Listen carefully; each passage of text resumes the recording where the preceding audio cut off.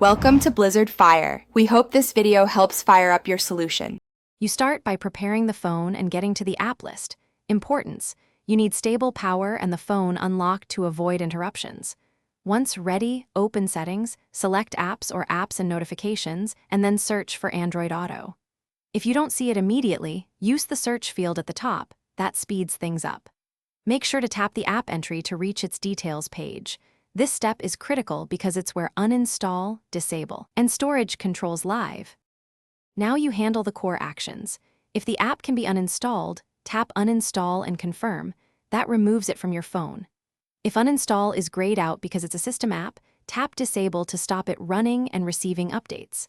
Before either action, clear cache and clear data to remove settings and accounts tied to Android Auto. This prevents leftover connections.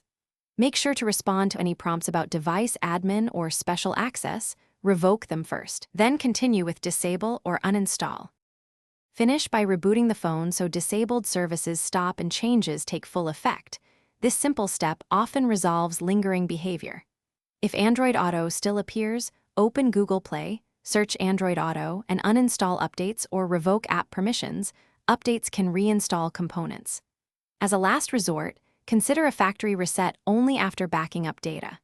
If you see unexpected prompts, revoke special permissions and retry disable. That single troubleshooting tip usually fixes apps that re-enable themselves. Thanks for watching. If you found this helpful, don't forget to like and subscribe.